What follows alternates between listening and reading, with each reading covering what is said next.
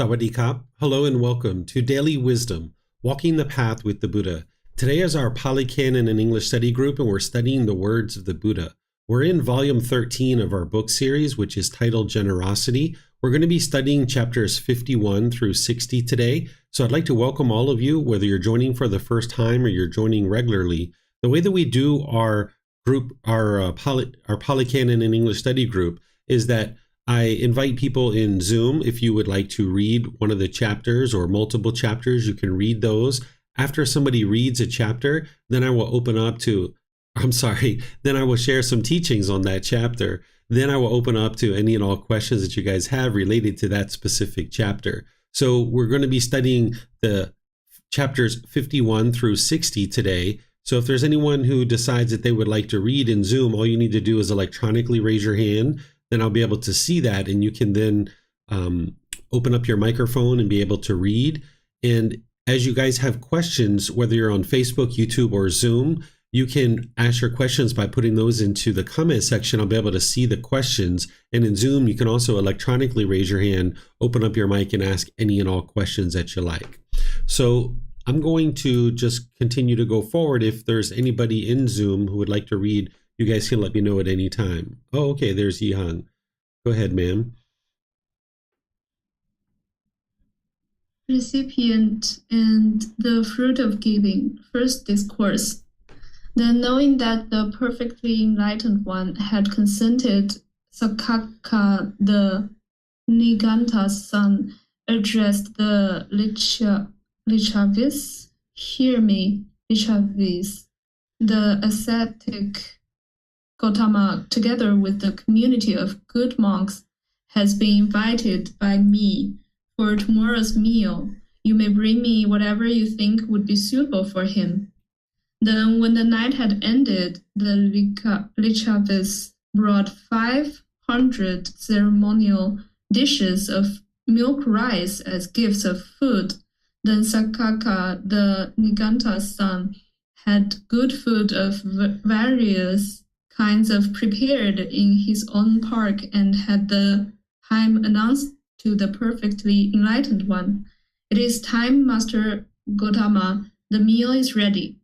Then, it being morning, the perfectly enlightened one has dressed and taking his bowl and outer robe, he went with the community of monks to the park of Sakaka, the Niganta's son, and sat down on the seat made ready.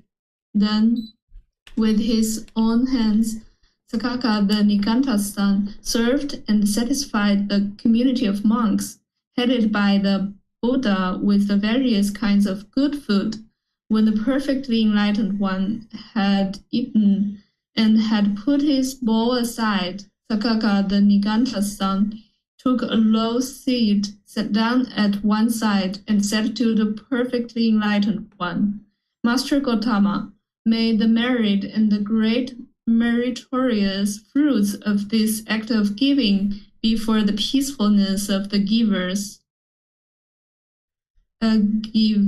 Givasana, whatever comes about from giving to a recipient, such as yourself, one who is not free from craving, not free from anger, not free from ignorance, unknowing of true reality, that will be for the givers. And whatever comes about from giving to a recipient, such as myself, one who is free from craving, free from anger, free from ignorance, unknowing of true reality, that will be for you.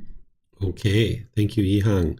So let me help you guys understand what's happening here. Is the first part is describing, what's happening here is that there's this individual who's put together this large offering for the Buddha and the community, the monks that are following him and learning with him. And he invited the Buddha to come to his home and essentially be able to accept this offering. And as the Buddha ate and he did what he needed to do, at the end, somebody asked them this question and say, may the merit of this great meritorious offering and the fruits of that be for the receivers, or I'm sorry, for the givers, the people who had given these gifts. And the Buddha is explaining the natural law of Gami here. And he's saying to this person, saying, okay, whoever gives a gift who is unenlightened, that's what he means when he says not free from craving, anger, and ignorance. This is a person who's unenlightened. He's saying, okay, if you're unenlightened and you're making an offering or a gift, that will be for the benefit of the giver, because what's happening is you're training your mind to eliminate craving, desire, attachment. So as you're making an offering and practicing generosity to produce merit, it's helping you to eliminate craving, desire, attachment from the mind. And then he says, and whatever comes about from giving to a recipient such as myself, he's talking about himself, one who is free from craving, anger, and ignorance, because he's an enlightened being and he's free of these pollutions. He's saying that will be for your benefit too. Because if you're making an offering to an enlightened being, first you're practicing generosity, which is training your mind to eliminate craving, desire, attachment, which is the cause of discontentedness. But also you're coming in contact with an enlightened being who has deep wisdom about the path to enlightenment. And now you can ask them questions and you can learn. So it's for your benefit to be able to make offerings to someone who is enlightened. That's what the Buddha is saying. Now remember, the Buddha was a prince. He was destined to become a king. He had all the royal riches that you could imagine. He could have easily went back to the royal palace and assumed his life as a prince or something like this, or something in the royal family, because he was enlightened. He could have done anything he would like to do. He could have went off and started a business. He could have done anything, but he chose, out of loving kindness and compassion for all of the world, to share the teachings that it took for him to get to enlightenment. He chose to share those with other people. So anytime anybody's making an offering to an enlightened being has deep wisdom to be able to share the teachings. And that's helping you to be able to come in contact with them. Because as I mentioned, the Buddha could have gone off and done anything that he would have liked to have done, but he chose to share these teachings. And that's a really wonderful thing for the world. And coming in contact with a Buddha or an enlightened being would be the very best thing that you could ever experience, because now you can gain wisdom of what it takes to be able to get to enlightenment. So either way, the Buddha is saying this is for your benefit. Making an offering of generosity, it eliminates your craving, desire, attachment, and you get this opportunity to learn the teachings. So let me know if you guys have any questions here on this chapter. This is chapter 51 of volume 13.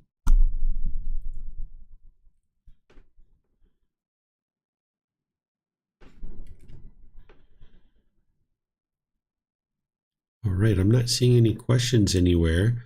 So I'm going to move into the next chapter, which is chapter 52. And Yiheng, if you would like to read that one, go for it.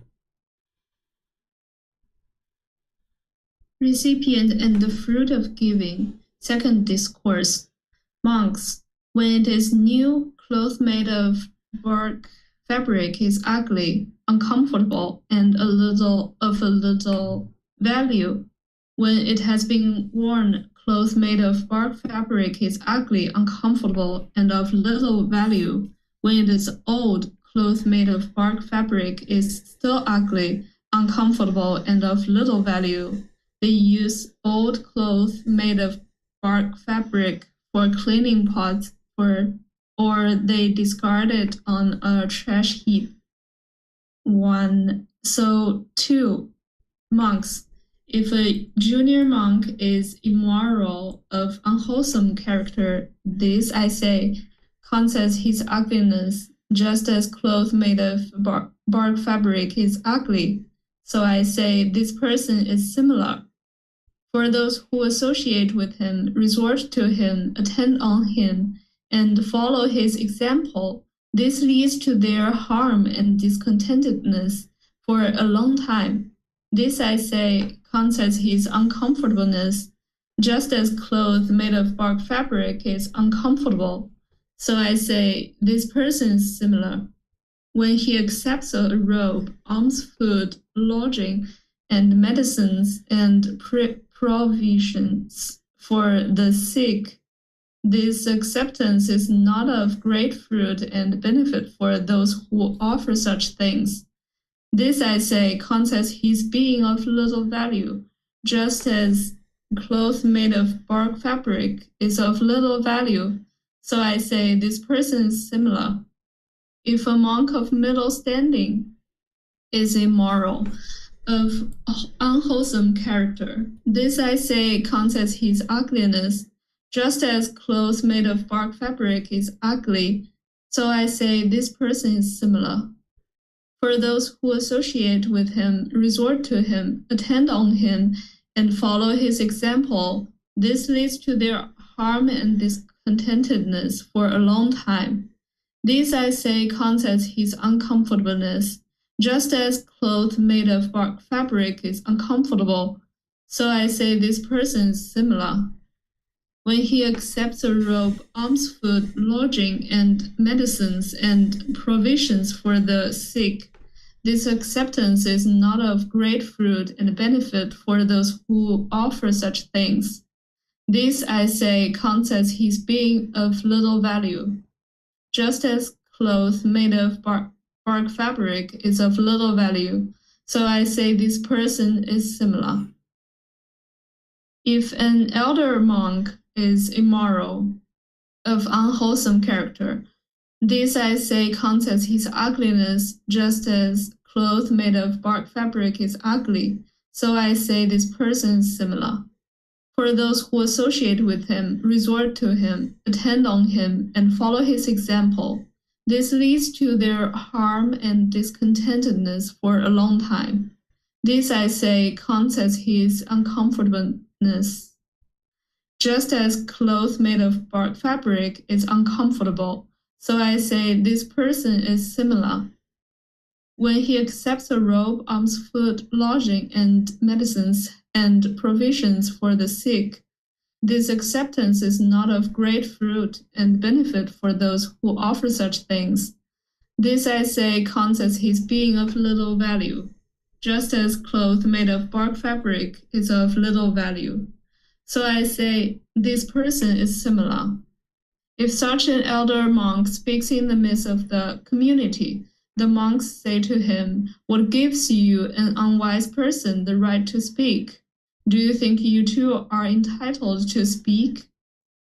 He then becomes angry and displeased and utters speech on account of which the community expels him, as if discarding the clothing made of bark fabric on the trash heap. Okay, thank you, Yihang. So this is a really interesting discourse where the Buddha's showing this correlation between this fabric that is probably pretty ugly. It sounds like maybe it's something like a burlap, even though I think burlap is quite beautiful. Maybe it's something like that where it's kind of rough and not very nice, soft fabric, right? And the Buddha is comparing this to a junior monk, a middle standing monk, and an elder monk. And he's saying, okay, just like this fabric is uncomfortable and of little value, individuals who are ordained, who are of immoral and unwholesome character, they are the same. Essentially, because if you have an ordained practitioner who is immoral or of unwholesome character, they're not practicing the teachings very closely. We might think that during the lifetime of a Buddha, anybody who's studying with a Buddha must be of wholesome character. They must be practicing the teachings very close. But that would be the mind thinking about permanence and thinking that everybody around the Buddha is practicing the teachings very closely. Well, of course, there's like a core central group of people who are learning closely with the Buddha, and they're practicing the teachings very closely. But then on the outer edges, there would be people who are learning with the Buddha, but aren't really practicing the teachings very closely. And that's what we see here. Just because someone shaves their head and wears a certain color of clothing, it doesn't mean that they're practicing the teachings very closely. So the Buddha is helping you to see that it would be wise to make offerings to an individual who is practicing the teachings closely. He talks here that not only is this person who's immoral is, not really beneficial to the community, but anybody who associates with this person is going to lead to their harm and discontentedness. And the reason why is because if you're around immoral and unwholesome people, whether they're ordained or even just your friends or other people like that, your mind's going to tend to lean in that direction. So you would like to be sure that whenever you're around certain people, you're choosing who to be around, you're choosing certain friends, that you choose people that are into wholesome things. You're not interested in judging people and looking down on them for the unwise choices that they make. But in terms of making a wise choice for yourself, you would like to associate with people who are into wholesome things, because then you'll experience the wholesome results of that. And then the Buddha is saying, when somebody makes an offering to an ordained practitioner or a teacher, and this individual is unwholesome and of immoral character, then it's not of great fruit and benefit. It's not beneficial. So, for example, if an ordained practitioner or teacher was gambling or stealing or having substances that cause heedlessness, or maybe hitting and lying and stealing and doing things like this individual isn't even practicing the very beginning of the teachings. And how would this person ever be beneficial to the community and be able to share the teachings in a way that's going to benefit lots of people? So if you support these kind of individuals, it's just going to allow that kind of behavior to continue. You're supporting the gambling with your offerings. So what the Buddha always guided us to be able to do is to support virtuous practitioners. And this will ensure that the teachings are sustained in the world, and they come into the world in a way that many, many, many, many people can learn them and practice them. Whereas if we're not conscious and we're not wise about the choices we make, about where we support these teachings to be shared, then the teachings don't come into the world in a very strong and vibrant way. So all the teachings of the Buddha are teaching you to have discernment or wise decision making. And that's true when you're practicing generosity too. You're not interested in having any expectation of what you should or should not experience as a result of practicing your generosity, because in order to practice pure generosity, you need to eliminate craving, desire, attachment, and wants and expectations. But when you're making a decision of where to practice generosity or to produce merit here, you would like to make wise choices and look for individuals who are practicing the teachings closely. And that'll ensure that you can learn the teachings, and many people in the future can learn the teachings as well. So the Buddha is explaining that to you as each one of these sections as a junior, middle standing, and elder monk. And then he's showing further this natural law of Gama of cause and effect. That when there's these people of unwholesome character, and now they're in the midst of the community, those people might say, what gives you the right, this unwise person, to speak? Why do they think they're entitled to speak? Because they don't have the wisdom to be able to share with other people about how to conduct themselves and understand the natural law of Gama. And then, of course, the Buddha is saying if that person heard that, then they would actually become angry and displeased. And then because of that, the community would expel them and ask them to leave, just much like you would discard this fabric on a trash heap. So the Buddha isn't giving you rules or commandments or telling you what you should do. He's showing you this natural law of Gama, that if you're unwise, if you're into unwholesome things and you're immoral, people are going to essentially reject you. That's what he's describing to you. And here he's describing it as part of the ordained community, but you can relate this to what you experience too. Let's just say you were at a job and you had, a couple hundred people in your company, and you're immoral and you're into unwholesome things. People are going to reject you. People aren't going to be interested in spending time with you. And it's like, who are you to, have any particular type of speech at a meeting or some idea that's needed to be contributed to? So when you're wise and you're wholesome, people will respect you, and people will understand that, hey, this person is intelligent and wise. They have something to contribute here. So if you're looking to be influential at work or in your family life or anything like this, it's important to cultivate wisdom, make wise decisions, and then practice good, wholesome moral conduct. And that's going to ensure that people understand that you're wise and you're doing wise things. You shouldn't do those things because you want to be influential, but just understand the cause and effect, that by you cultivating wisdom, practicing good, wholesome moral conduct, that you will be more influential in all your relationships. And the Buddha is helping you see that through this natural law of Gama of cause and effect, and he's explaining it here in this teaching. So let me know what questions you guys have here. This is chapter 52. It's titled The Recipient of the Fruit of Giving, Second Discourse.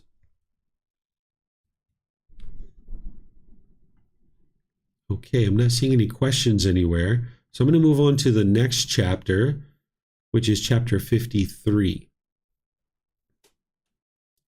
Okay, go ahead, Yihang. You're welcome to read all of these if you like.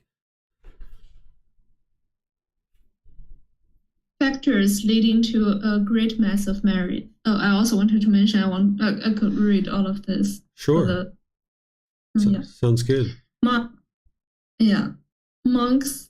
The female household practitioner Velukataki Nandamata is preparing an offering possessed of 6 factors for the community of monks headed by Sariputta and Moggallana. And how is an offering possessed of 6 factors? Here the donor has 3 factors and the recipients have 3 factors. What are the 3 factors of the donor? The donor is joyful before giving. 2, she has a calm, confident mind in the act of giving. And 3, she is joyful after giving. These are the 3 factors of the donor. What are the 3 factors of the recipients? Here, 4, the recipients are free of craving or are practicing to remove craving. 5, they are free of anger or are practicing to remove anger. 6, they are free of ignorance, unknowing of true reality, or are practicing to remove ignorance, unknowing of true reality. These are the 3 factors of the recipients. Thus, the donor has 3 factors and the recipients have 3 factors. In such a way, the offering possesses 6 factors. It is not easy to measure the merit of such an offering. Thus, just so much is the stream of merit, stream of the wholesome nutriment of peacefulness, heavenly ripening in peacefulness, conducive to heaven, that leads to what is aspired for, needed and agreeable to one's welfare and peacefulness. Rather, it is considered simply as an incalculable, immeasurable, great mass of merit. Monks, just as it is not easy to measure the water in the great ocean, thus there are so many gallons of water, or there are so many hundreds of gallons of water, or there are so many thousands of gallons of water, or there are so many hundreds of thousands of gallons of water, but rather it is considered simply as an incalculable, immeasurable, great mass of water. Prior to giving, one is joyful. While giving, one settles the mind in trust. After giving, one is joyful. This is success in the act of offering. When they are free of craving and anger, free of ignorance, unknowing of true reality, without tents, fetters, mentally disciplined, living the spiritual life, the field for the offering is complete. Having cleansed oneself and given with one's own hands, the act of charity is very fruitful for oneself and in relation to others. Having performed such a charitable deed, with the mind free from selfishness, the wise person, rich in confidence, is reborn in a happy, non-afflictive world. Okay, thank you, Yihang. So the Buddha is giving us some details here about how to make an offering. When you're making an offering to an ordained practitioner or a teacher, he's helping you to be able to see the cause and effect and what would lead to beneficial results of your offering. The first thing he's talking about is that there's these 3 factors from the recipients and 3 factors for the donor. For the donor, he's saying what you should do is you should be joyful before giving, that you should be calm and confident while giving, and that you should be joyful after giving. He's using the pronoun she here because he's talking to a female, but this applies to all genders. What he's essentially helping you to do is protect your mind, that you do some thought, you think through the offering so that you can be joyful before you give, right? That you can be joyful in the amount of offering that you're choosing to offer. Then while you're in the act of giving, that your mind can be calm and confident. You're not shaken up. Sometimes when people make offerings to somebody that they highly respect, their mind can be shaken up, but you would like to be calm and confident during that. And then afterwards, you would also like to be joyful as well. This is ensuring that you don't have any remorse. Maybe when you give an offering, you think, oh, I gave too much. I shouldn't have given so much. Why did I give so much? And now I don't have the food that I need. Why did I give so much food away? Or you might have the opposite. You might think, oh, I should have gave more. I'm so selfish. Why did I give so much? Right? So if you have remorse after giving, you haven't been thoughtful and moved to this higher consciousness where you're thinking about your wise decision making. So here he's guiding you to think about your offering before giving, and after giving, make sure that you're joyful. And then in the act of giving, that you're calm and confident. And then in terms of who to make offerings to, he gives you guidance on this. Because remember, during the lifetime of the Buddha, there would have been hundreds and thousands of people that are learning and practicing just like now. And any time that you're supporting a particular organization or a particular individual, you would like to make sure that it's going to have some type of benefit and that it's not just being wasted. So the Buddha is giving you guidance here, and he gives you guidance in other places of the type of individual to make an offering to. This first one, he says someone who's free of craving or practicing for the removal of craving. Then he says free of anger or practicing for the removal of anger.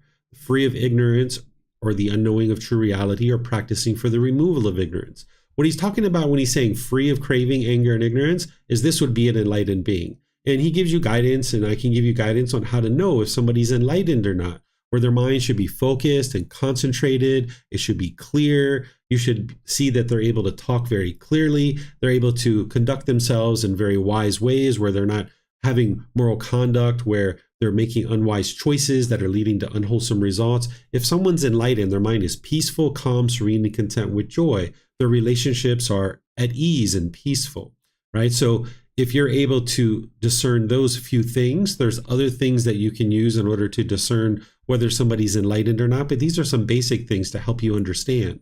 So if you're coming in contact with an enlightened being, as I mentioned, this is very helpful for you because you can learn and you can gain wisdom of what it takes for you to get to enlightenment. But the Buddha also here is suggesting that you should consider practicing so that you make generous offerings for people who are in the process of removing craving, anger, and ignorance. They're not yet enlightened, but they're practicing for the removal of it, because that way you're actually supporting someone who's practicing the teachings.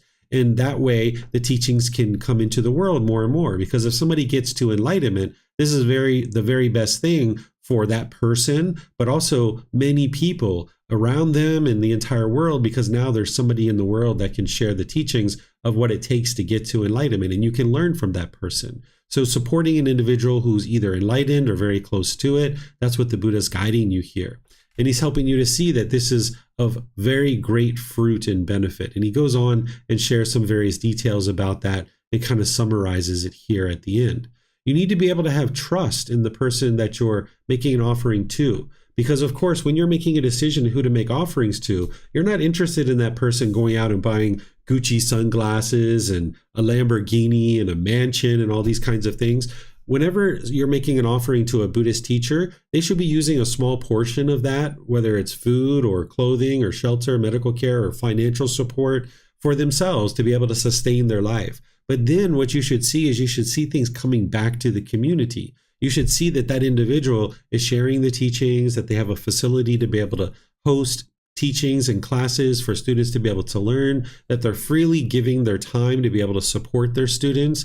And you should be able to see this when you're making offerings, that this person that you know has been sharing the teachings readily and that they're making themselves and many resources available for other people to learn. So you should be able to trust that whatever offering you're making is going to go to good use. I don't suggest you just make an offering to somebody that you don't know and you're not sure what they're actually going to do with that. But if you have a relationship with somebody and you know that they're practicing the teachings closely, then you can have this trust that they're going to accept your offering, use a small portion of it for themselves, but then you'll see that there's going to be resources and ability to learn coming back to the community. This is the mutual support that the Buddha put in place during his lifetime, that the students are supporting the teachers and the teachers are supporting the students with teachings. And this is that mutual support. So you're going to need to have trust and be able to see that with your own eyes.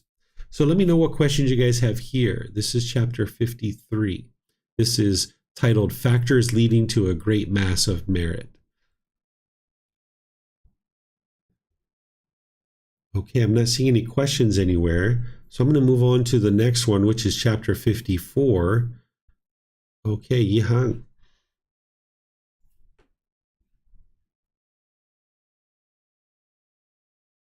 Okay. The 4 purifications of offerings. Monks, there are these 4 purifications of offerings. What for? 1. There is an offering that is purified through the donor but not through the recipients. 2. There is an offering that is purified through the recipients but not through the donor. 3. There is an offering that is not purified through neither the donor nor the recipients. 4. There is an offering that is purified through both the donor and the recipients. 1. And how, monks, is an offering purified through the donor but not through the recipients? Here the donor is virtuous, practicing moral conduct and of wholesome character, but the recipients are immoral and of unwholesome character. It is in this way that an offering is purified through the donor but not through the recipients. 2. And how is an offering purified through the recipients but not through the donor?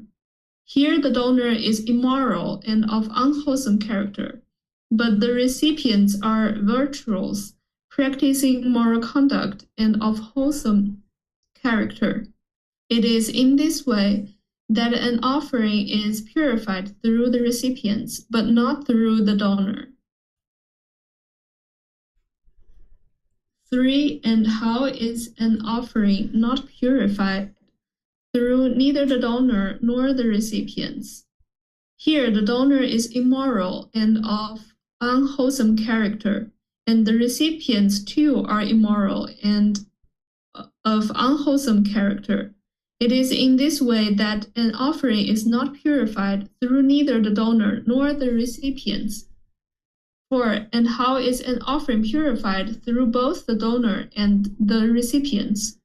Here the donor is virtuous, practicing moral conduct and of wholesome character, and the recipients too are virtuous and of wholesome character. It is in this way that an offering is purified through both the donor and the recipients. These are the 4 purifications of offerings. Okay, thank you, Yihang. So here you can see the Buddha providing this guidance of how to ensure that a offering is producing this great benefit, and he's using the word purification here, right? And it's all hinging around individuals practicing good, wholesome moral conduct, because if you have good, wholesome moral conduct or virtuous conduct, you're causing less and less harm to others. So if the donor has good, wholesome moral conduct and or the recipient, then this offering is purified. The ideal would be that both the donor and the recipient are practicing good, wholesome moral conduct. That would ensure that the Buddha is sharing how this offering is purified, right? And if neither the donor nor the recipient is practicing good, wholesome moral conduct, then it's not purified. It's not going to great benefit and great use. So part of the path to enlightenment is to improve your moral conduct, because as long as you're causing harm in the world, this harm is going to keep coming back to you. So as you're making your offerings, you should be learning teachings from the individual who you're making offerings to, so that you can learn more and more about good, wholesome moral conduct. And you should see that individual practicing good, wholesome moral conduct as well.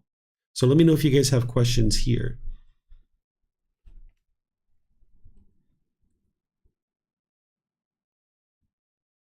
Okay, I'm not seeing any questions. So we'll move to the next one.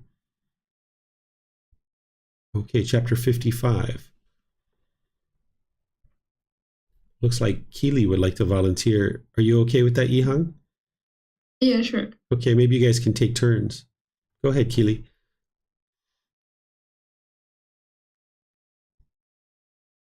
You have to unmute yourself.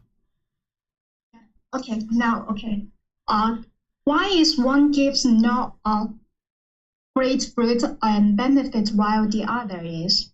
Honorable Sir, why is it that one gift is not of great fruit and benefit while the other is?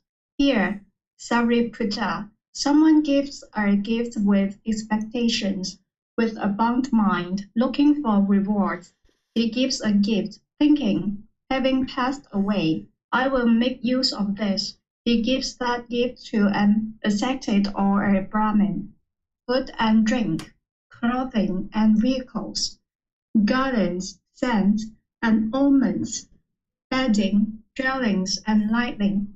Having given such a gift with the breakup of the body, after that he is reborn in a companionship with the heavenly being, ruled by the four great kings. Having exhausted that karma, psychic potency, glory, and authority, he comes back and returns to this state of being. But Sariputta, someone does not give a gift with expectations. With a bound mind, looking for rewards, he does not give a gift, thinking, having passed away, I will make sure of this. Rather, he gives a gift, thinking, giving is good. He gives that gift to an ascetic or a Brahmin, food and drink, clothing and vehicles, garlands, scents, and omens, bedding, dwellings, and lighting. Having given such a gift, with the breakup of the body after death, he is reborn in companionship with the Tavatimsa heavenly beings. Having exhausted that Dhamma, psychic potency, glory, and authority, he comes back and returns to this state of being. He does not give a gift, thinking giving is good, but rather he gives a gift, thinking giving was practiced before by my father and forefathers. I should not abandon this ancient family custom. He gives that gift to an ascetic or a Brahmin, food and drink, clothing and vehicles, garlands, scents, and omens, bedding, dwellings, and lighting. Having given such a gift, with the breakup of the body after death, he is reborn in companionship with the Yama heavenly beings. Having exhausted that Dhamma, psychic potency, glory, and authority, he comes back and returns to this state of being. He does not give a gift, thinking, giving was practiced before by my father and forefathers. I shall not abandon this ancient family custom, but rather he gives a gift, thinking, I cook, these people do not cook. It isn't right that I who cook should not give to those who do not cook. He gives that gift to an ascetic or a Brahmin, food and drink, clothing and vehicles, garlands, scents, and omens, bedding, dwellings, and lighting. Having given such a gift, with the breakup of the body after death, he is reborn in companionship with the two-star heavenly beings, having exhausted their Dhamma, psychic potency, glory, and authority. He comes back and returns to this state of being. He does not give a gift, thinking, I cook. These people do not cook. It isn't right that I who cook should not give to those who do not cook. But rather he gives a gift, thinking, just as he sees of the elders, that is Ataka, Wamaka, Wama heavenly beings, Wamsasita, Yamatagi, and Gris Halasa, Pravardasa, Valsatha, Kasapa, and Bagu held those great sacrifices. So I will share a gift. He gives that gift to an ascetic or a Brahmin, food and drink, clothing and vehicles, garlands, scents, and omens, bedding, dwellings, and lighting. Having given such a gift, with the breakup of the body after death, he is reborn in companionship with the heavenly beings who delight in creation, having exhausted the Dhamma, psychic potency, glory, and authority. He comes back and returns to this state of being. He does not give a gift, thinking, just as he sees of the elders, that is, Ataka Wamaka, Wama heavenly being, Vasamita Yamatagi, Anji Rasa, Praradivat, Vasastha, Kassapa, and Bhagu, how those great sacrifices, so I will share a gift, but rather he gives a gift thinking. When I am giving a gift, my mind becomes tranquil, calm, and energy and joy arise. He gives that gift to an ascetic or a Brahmin, food and drink, clothing and vehicles, garlands, scents, and ornaments, bedding, dwellings, and lighting. Having given such a gift, with the breakup of the body after death, he is reborn in companionship with the heavenly beings who control what is created by others. Having exhausted that Gama, psychic potency, glory, and authority, he comes back and returns to this state of being. He does not give a gift, thinking, when I am giving a gift, my mind becomes tranquil, and energy and joy arise, but rather he gives a gift, thinking it's an enhancement of the mind, an accessory of the mind. He gives that gift to an ascetic or Brahmin, food and drink, clothing and vehicles, garlands, scents, and ornaments, bedding, dwellings, and lighting. Having given such a gift, with the breakup of the body after death, he is reborn in companionship with the heavenly beings of Brahma's company. Having exhausted that karma, psychic potency, glory, and authority, he does not come back and return to this state of being. This, Sariputta, is the reason why a gift given by someone here is not of great fruit and benefit, and this is the reason why a gift given by someone here is of great fruit and benefit. Okay, thank you, Keely. So remember, the Buddha is giving this cause and effect, this natural law of karma, and generosity is an important part of his teachings because that's training your mind to let go and eliminate craving, desire, attachment. But if someone gives a gift with expectations, this isn't pure generosity. This isn't going to lead to the elimination of craving, desire, attachment because the mind is still having this craving or this desire, this expectation. So he's walking you through and showing you that this isn't of great fruit and benefit because ultimately you come back to this world. You come back and being reborn over and over and over again. So it's not of great fruit and benefit. And then he goes through various other teachings and helping you to see the various degrees of that.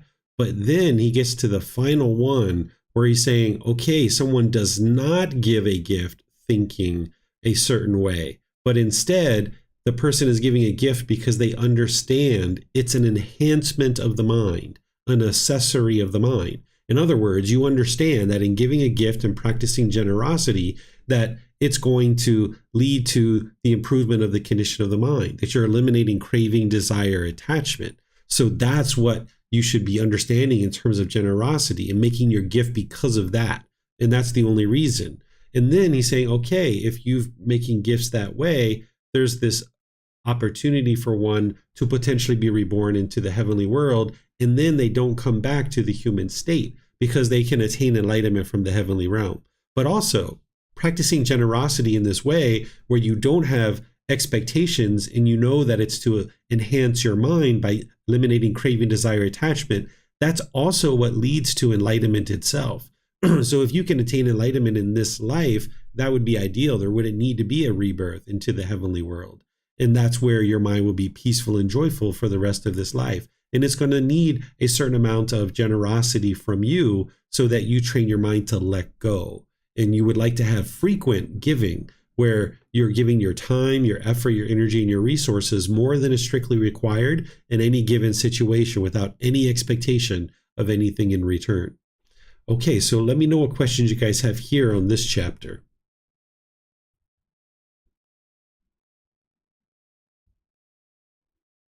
Okay, I'm not seeing any questions anywhere.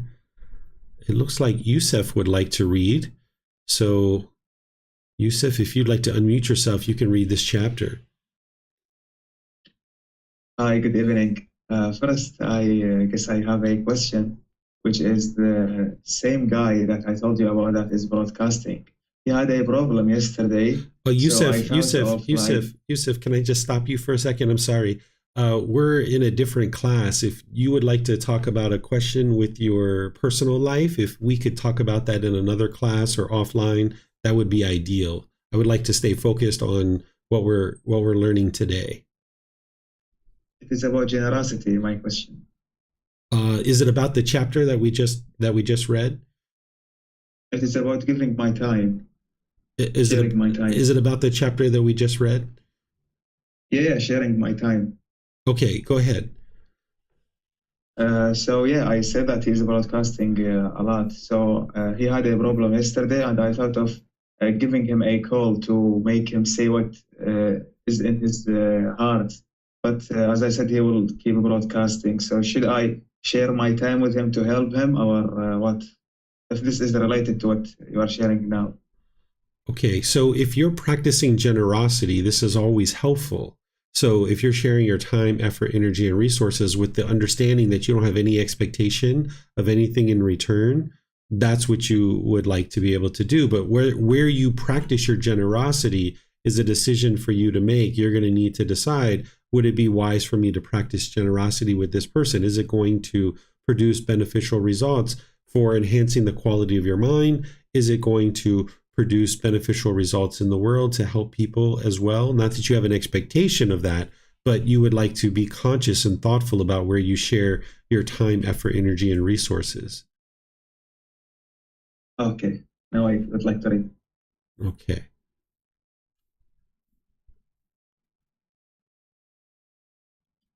Recipient and the fruit of such gifts. Here, Ananda, by giving a gift to an animal, the offering may be predicted to repay a hundredfold.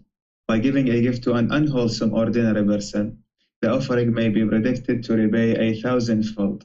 By giving a gift to a virtuous, practicing moral conduct ordinary person, the offering may be predicted to repay 100,000-fold.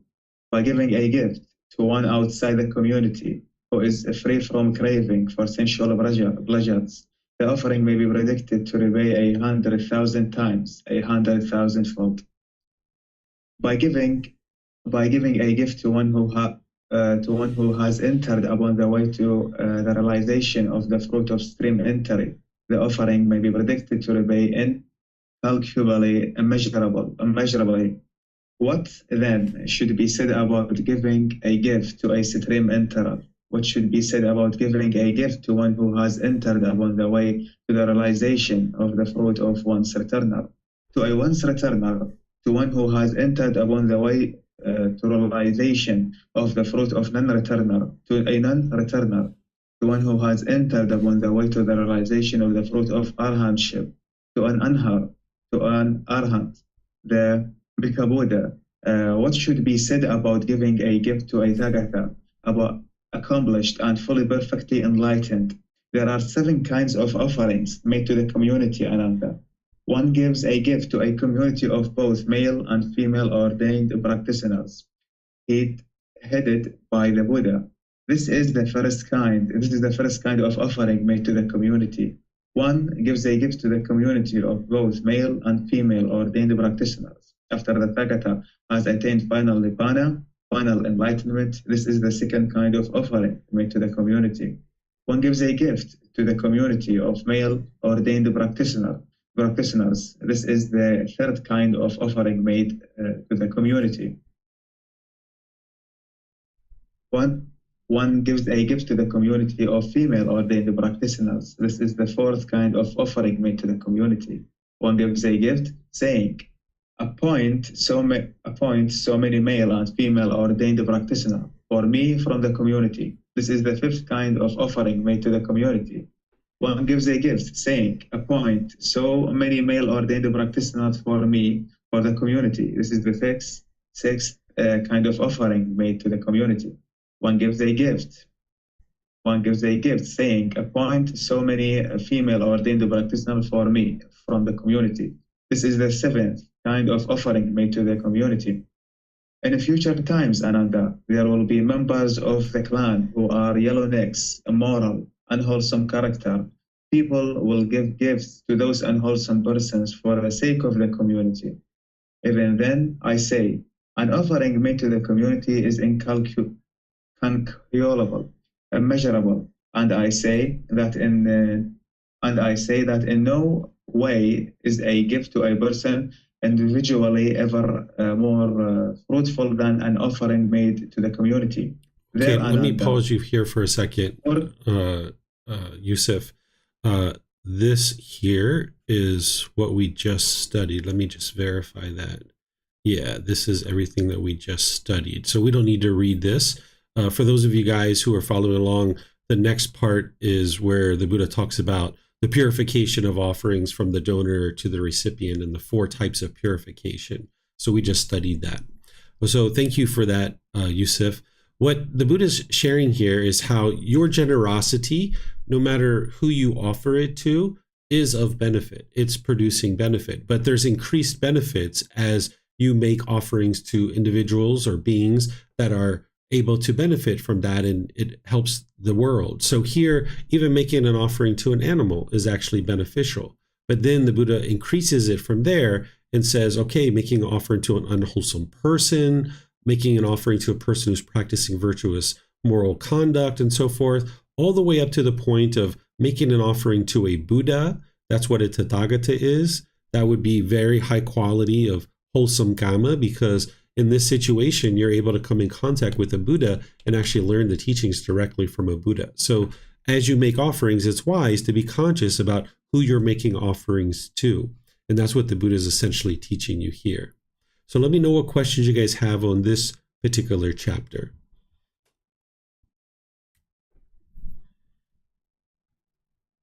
Okay, I'm not seeing any questions.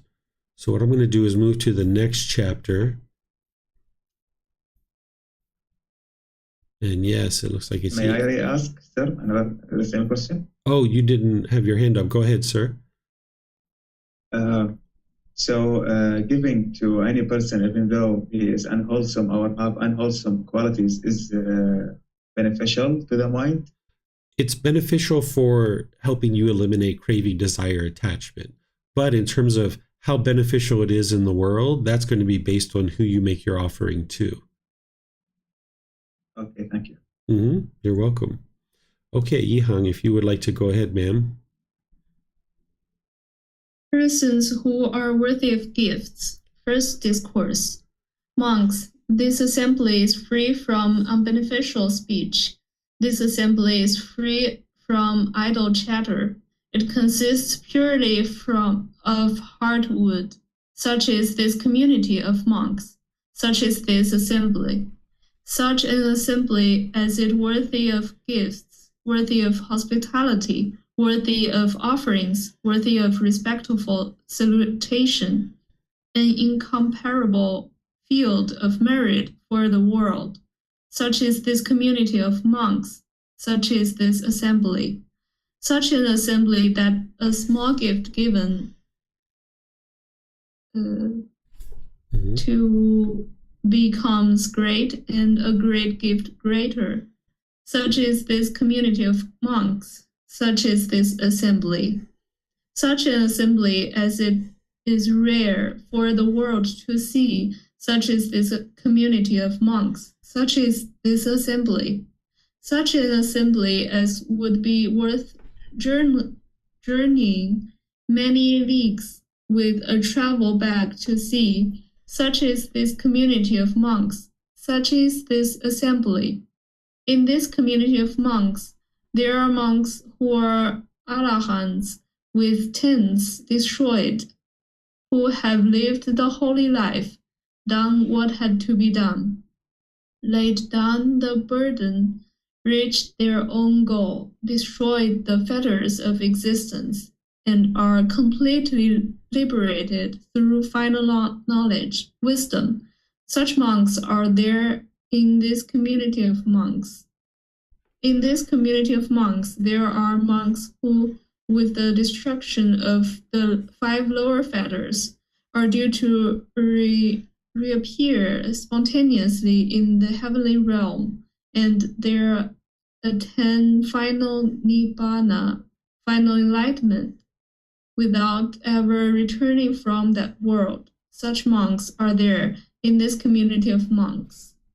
In this community of monks, there are monks who, with the destruction of 3 fetters and with the fading of craving, anger, and ignorance, are once returners, returning once to this world to make an end of discontentedness. Such monks are there in this community of monks. In this community of monks, there are monks who, with the destruction of the 3 fetters, are stream enterers, no longer subject to hell, bound for liberation, headed for enlightenment. Such monks are there in this community of monks. In this community of monks, there are monks who reside devoted to the development of the 4 foundations of mindfulness: body, feelings, mind, mental objects. Such monks are there in this community of monks. In this community of monks, there are monks who reside devoted to the development of the 4 right kinds of striving, right effort, of the 4 bases for a spiritual power, also known as mental power, initiative, energy, mind, investigation, of the 5 sense bases, eyes, ears, nose, tongue, body, of the 5 powers, confidence, energy, mindfulness, concentration, wisdom, of the 7 factors of enlightenment, mindfulness, investigation, energy, joy, tranquility, concentration, equanimity, of the Noble Eightfold Path. Such monks are there in this community of monks. In this community of monks, there are monks who reside devoted to the development of loving kindness, of compassion, of sympathetic joy, of equanimity, of the meditation on unattractiveness of the body, of the perception of impermanence. Such monks are there in this community of monks. In this community of monks, there are monks who reside devoted to the development of mindfulness, of breathing mindfulness meditation. Okay, thank you, ma'am. So we have a discourse here from the Buddha helping you to be able to see of what type of people it would be wise to make offerings to. And he goes through many different types of individuals that you can read and you can see. Ultimately, he talks about 8 types of individuals to be able to support. And this is another discourse of his where he talks about people who are in one of the 4 stages of enlightenment, or someone who's practicing to get into one of the 4 stages of enlightenment. Those are the individuals that he encourages people to really support, because it's helping the teachings that come into the world and make them available for other people to learn and to practice and grow and develop. Because that's ultimately what a Buddha is interested in doing, is having their teachings reach more and more people in the world. And that's what he would be focused on. And it also helps by practicing generosity to help people eliminate craving, desire, attachment. So let me know if you guys have any questions here.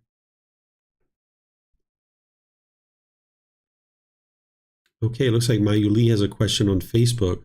When practicing the first precept, is this also practicing generosity? For example, when one gets bitten by mosquitoes, rather than harming the mosquitoes, one gently removed mosquitoes and let them free.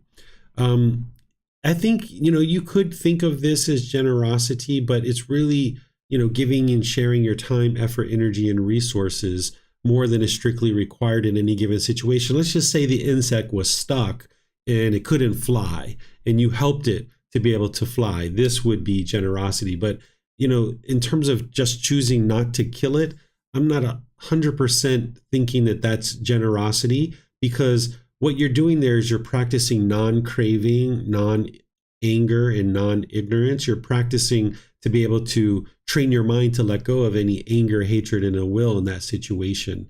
And yes, generosity does help to eliminate any kind of craving. But here, I just think of this as like a wise choice, that you're choosing not to kill because you understand that if you're killing and harming other beings, that this is going to cause harm to you. So I'm trying to think of an analogy maybe with a human being. I can't really think of one off the top of my head, but I would think of this more as practicing compassion, Mayuli, because that's what the first precept is about, is developing that concern for the misfortune of others, and that you're choosing not to kill a living being. And that's what the Buddha is guiding you to cultivate with that first precept, is compassion. Okay, so let's go to the next one. This should be chapter 58. And Keely's turn. Go ahead, ma'am. Persons who are worthy of gifts. Second discourse. Monks, these 8 persons are worthy of gifts, worthy of hospitality, worthy of offerings, worthy of reverential salutation, an unsurpassed field of merit for the world. What 8? The stream enterer, the one practicing for realization of the fruit of stream entry, the one's returner, the one practicing for realization of the fruit of one's returning, the non-returner, the one practicing for realization of the fruit of non-returning, the Arahant, the one practicing for realization of the fruit of Arahantship. These 8 persons, monks, are worthy of gifts, worthy of hospitality, worthy of offerings, worthy of reverential salutation, and unsurpassed field of merit for the world, the 4 practicing the way, and the 4 established in the fruit. This is the upright community, composed in wisdom and virtuous behavior, moral conduct, for people intent on sacrifice, for living beings seeking merit, making merit that ripens in the acquisitions. What is given to the community bears great fruit. Okay, thank you, Mayuli. I'm sorry, thank you, Keely, not Mayuli. You guys are all have a name that to me is somewhat similar, but I know it's very different. But anyway, this is the discourse that I was talking about, that the Buddha shares, that it's wise to practice giving and practice generosity with people who are in one of the 4 stages of enlightenment, or practicing to attain one of the 4 stages of enlightenment, because that's what ensures that the teachings continue in the world. So he goes through that at first, and then down here, he's talking about how the 4 that are practicing the way and the 4 established in the fruit, this is the upright community, composed in wisdom and virtuous behavior. Because during the lifetime of the Buddha, there were many different teachers who were teaching and claiming that it was their teachings that led to enlightenment. But he had a certain group of students too, and he referred to them as the upright community, or the straight community, because they're the ones who have the wisdom of what it really takes to get to enlightenment. And then he says, okay, if you make offerings to those people, these are for living beings seeking merit, making merit that ripens in the acquisitions. What he's referring to here is that when you're making offerings to individuals who are in one of the 4 stages of enlightenment, you're coming in contact with somebody who can share wisdom with you about how to get to enlightenment. So the acquisitions are for you to acquire the attainments of the jhanas, the 4 stages of enlightenment. This is what you're acquiring, because as you're making merit, as you're practicing generosity, it's helping you eliminate craving, desire, attachment, but you're coming in contact with someone who can share wisdom with you that will help you on the path to enlightenment. So that's what he's describing there. And then when he says what is given to the community bears great fruit, is that, like I always mention, that any teacher who's accepting an offering from a student, they should be using a small portion of that for themselves to support their life, but then should be something coming back to the community. You should see teachings and classes and books and audiobooks and a facility to be able to help students to learn, and all these things. That's what's being supported by the offerings that are coming in from the students. It shouldn't be going into the pocket of the teacher. The teacher, if they're either enlightened or very close to it, they should have been eliminating any kind of craving to money, and they should already have their life fulfilled with the basic necessities that they need to sustain life. If a teacher who is sharing these teachings to get to enlightenment are asking for money and wanting money and stacking up money and charging thousands of dollars for courses, this isn't going to lead to enlightenment, because that individual themselves are not enlightened. Because any enlightened being who's interested in sharing the teachings to help others would understand that putting a price on your course isn't going to help people to practice generosity. So therefore, they wouldn't be able to get to enlightenment. So anybody who's sharing the true teachings that lead to enlightenment, they would be doing so at no cost, because then it provides the opportunity for all people in society to be able to get access to the teachings. And it provides the students the ability to practice generosity. If someone puts a price on their course, this right away is hindering anybody who's disadvantaged and who's lacking income and wealth to be able to afford to pay for that course. So the very teachings that are needed in order to improve your life are inaccessible to this person who's impoverished.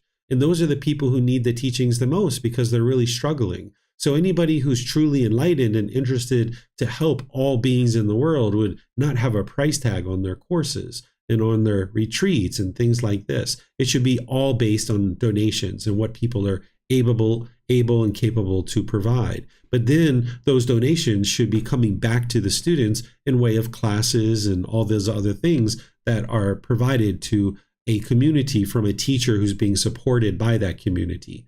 Any teacher who's being supported by a community should have deep appreciation, gratitude, and respect for their students and for their community, that they're sharing these offerings with them. And out of that loving kindness and compassion, that appreciation, gratitude, and respect, they should be more than willing to share with their students to be able to help them learn and grow and develop. So let me know what questions you guys have on this chapter. This is chapter 58.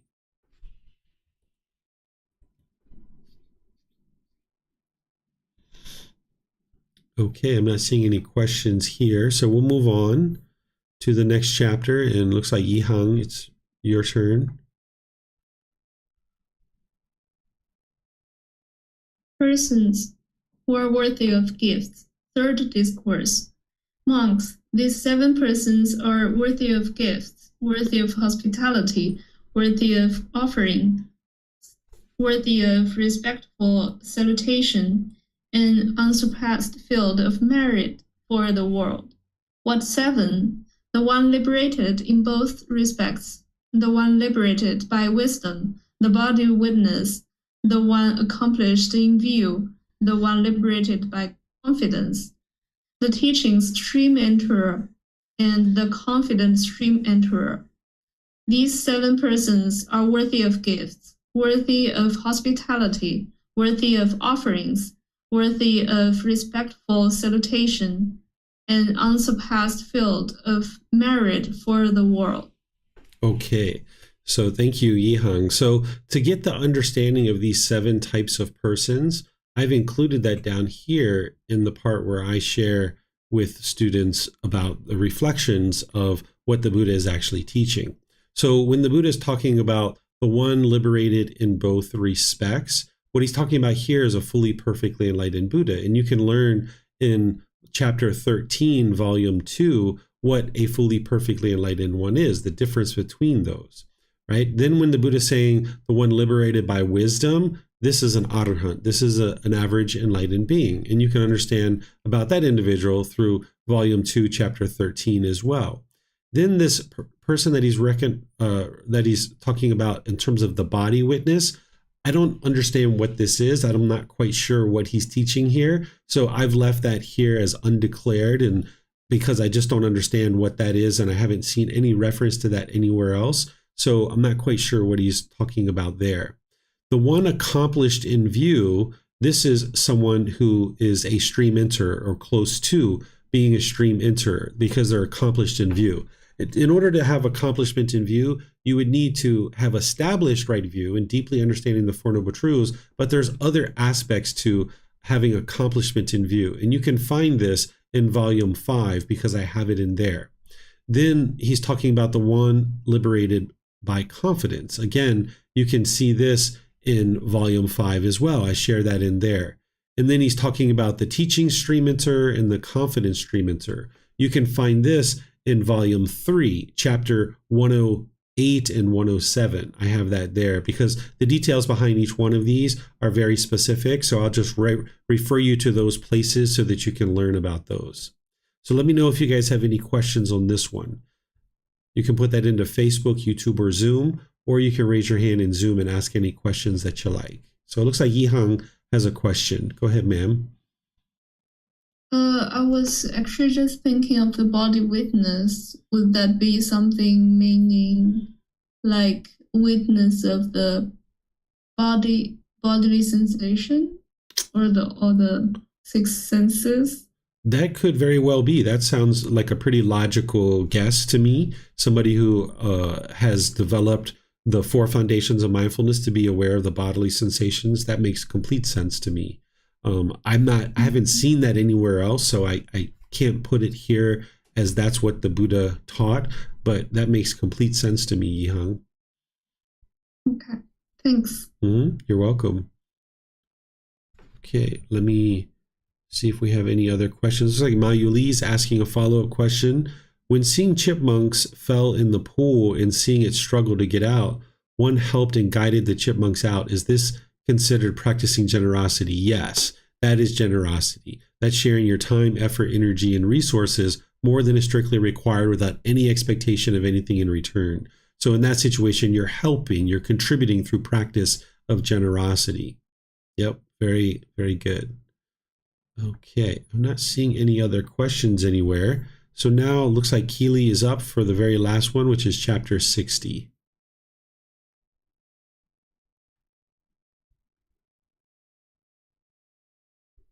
Persons who are worthy of gifts for discourse. Monks possessing 5 qualities. A monk is worthy of gifts, worthy of hospitality, worthy of offerings, worthy of respectful salutation, and unsurpassed field of merit for the world. What 5?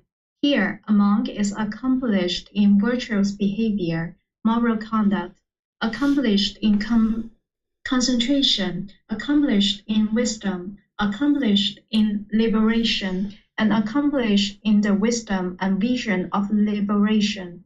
Possessing these 5 qualities, a monk is worthy of gifts, worthy of hospitality, worthy of offerings, worthy of respectful salutation, and unsurpassed field of merit for the world.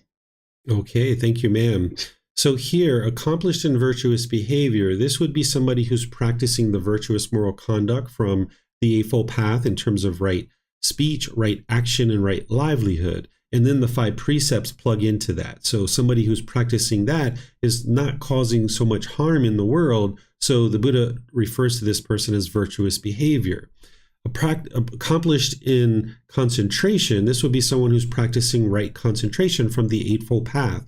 This is where the mind should be focused and concentrated. They're practicing the breathing mindfulness meditation, loving kindness meditation. They're practicing singleness of mind. You should see a crispness and a focus to their mind, that they're speaking very clearly and very focused in all the work and all the efforts that they're applying their energy towards. Accomplished in wisdom is someone who understands the entire path to enlightenment. This is also referred to as right wisdom from the tenfold path. There's the eightfold path that you learn and practice, and that's what leads to enlightenment. And once the mind is enlightened, at that point, you're practicing the tenfold path. The tenfold path includes 2 extra steps, which is right wisdom and right liberation. Right wisdom is that you fully understand the path to enlightenment from beginning to end, and you can easily articulate it if you needed to. What accomplishment and liberation is, this is right liberation from the tenfold path where your mind is liberated. You no longer experience any discontentedness. There's not even the slightest ickiness or irritation in the mind. And the Buddha is saying these are individuals that would be wise to practice generosity with. And then this last one, where the Buddha is saying wisdom and vision of liberation, this is where somebody has the wisdom of the path to enlightenment, can clearly see the natural laws, and their mind is liberated, and they're able to very easily articulate it as well. So it's very similar to accomplishment and wisdom, but vision of liberation means they know how to teach of how to get to liberation. Accomplished in wisdom just means they know the path to enlightenment. That being accomplished in wisdom and vision of liberation means you know how to guide other people to enlightenment, because you could have gotten to enlightenment yourself, but you don't have the wisdom of how to guide other people to enlightenment. And this is why all enlightened beings aren't teachers. Some people can actually teach and guide others to enlightenment, while some people won't be able to do that, but yet their mind is actually enlightened. that's the two differences between accomplishment and wisdom, and then wisdom and vision of liberation. So let me know if you guys have any questions on this one. These are individuals that the Buddha says this would be wise to make offerings to them. As you can see, the reason why is because it helps sustain the teachings in the world. All right, I'm not seeing any questions anywhere. So what I'd like to do is just end by thanking all of you guys for your questions. Thank you to Ihang and Keely for reading, as well as Yusuf. Thank you all for reading the chapters today. This is very helpful for you guys to be able to read, and this is helping you guys to also learn. And you're actually practicing generosity while you're reading, right? So while you're studying the teachings of the Buddha, you're actually practicing generosity at the same time, because you're sharing your time, effort, energy, and resources more than is strictly required without any expectation of anything in return. So this is wonderful that you can study and practice generosity at the same time. So next week, we're going to be in chapters 61 through 70. We're coming to the close of the group learning program. We have about another 3 weeks of studying. And then on July 20th, we're going to be starting from the very beginning, from volume 2, chapters 1 and through 10. So we're going to have another 3 weeks of studying volume 13. And then the very next Saturday, we'll start from the very beginning. You don't need to start at the very beginning of the Pali Canon and English study group, but since we're restarting it, it's a wonderful time to restart it. So if you would like to start at the very beginning, it's a 1.5-year program where we gradually share the teachings through the entire book series of volume 2 through volume 13. And then tomorrow in our group learning program, we're in chapter 10 of volume 1, which is titled What is Merit? This goes along really well with what we've been talking about here, because you need a baseline understanding and a foundation of understanding what is merit. And then this particular book, volume 13, is kind of all the words of the Buddha to be able to help you understand that. And I share a good amount of the words of the Buddha in the group learning program when I share chapter 10. But here, volume 13 has a very large collection of the teachings of the Buddha about generosity. So these things go hand in hand and work really well together. And then, of course, on Wednesday, I'll be doing meditation and opening up to any questions with students or for students. So thank you very much for attending. Thank you all for your questions and for reading. Perhaps we'll see you guys in a future class. Have a very wonderful and lovely rest of your day. Sawadee ka.